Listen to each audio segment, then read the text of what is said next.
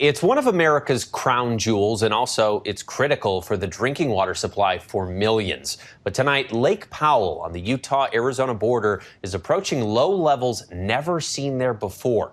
Can anything be done to restore this beautiful lake? Our Ginger Zee has this week's It's Not Too Late.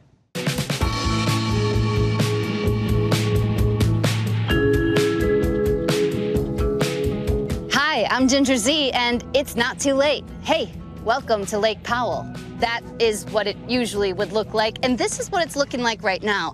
This is a shipwreck that was under for who knows how long. It's muscle covered and gnarly, and you don't need data or water gauges to tell you, because these are popping up, that the water is down significantly, nearly 40 feet from just last year.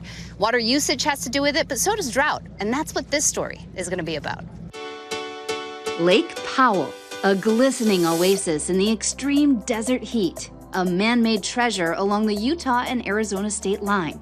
And it's flanked by these otherworldly-looking rock formations that are just jutting above the turquoise water. That water is the supply for 30 million people in the Southwest. It's a crucial piece to living in the desert, and it's down to 34% capacity.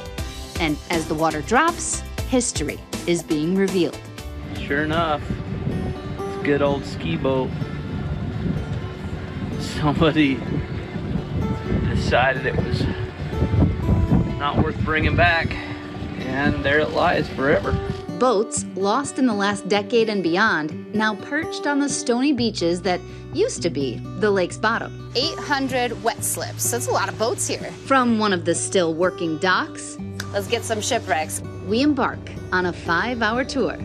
That right there is a good example of a dry dock. Yeah, dry lawn tramp, absolutely. Right, and so it used to have water as of...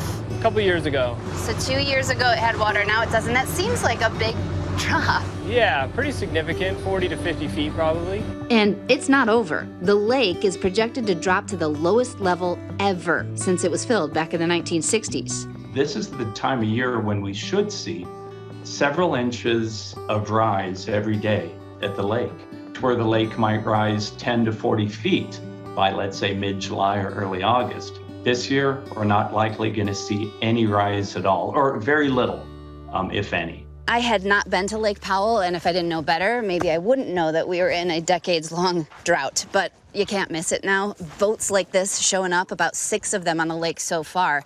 And while they are mysteries, it's really no mystery how we got here. The levels and the thresholds of Lake Powell are a concern as we start to see the reservoir decrease, because Powell is the savings account that we have that's maintained our ability to continue to meet our obligations and to have water during 22 years of drought. And we're down around... It's like 30, 35, 40, almost 35, 40. I mean, that's the point that we're worried about. And that's kind of the uh-oh level. Right. What we're seeing is a trend, and it's a trend which is not a good trend, and that's less water available for the Southwest. And that impacts us all, from drinking water availability to irrigation of crops. It can impact many parts of our life if we can't get our arms around this problem. It's a problem etched in the sandstone. See the gorgeous discoloration on the side of the rock? The different layers tell you a story about time and about how much water has been here at different points. The highest levels, some of that deep red up there, the water would have been up there in the 1980s or 1990s. But the story now is how low it is. It's not just the discoloration of the rock, but you can see that tree line or the bushes there on the very top. That's where the highest water level would be. So all of this would be underwater, but certainly hasn't stopped people from enjoying it. Climate scientists are saying that warming temperatures are responsible for about half of the megadrought.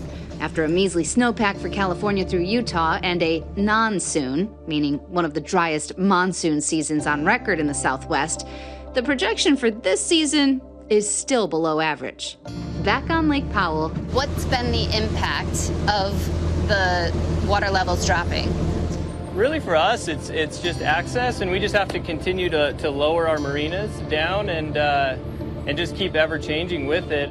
Robert and Captain Jim taking us to one last epic spot. We came up here last year. We frequented this spot over the last probably 5 years since I've been here.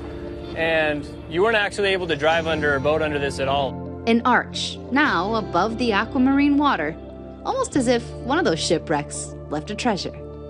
It all comes back then to Lake Powell here. And that arch behind me, another symbol of just how much water has dropped.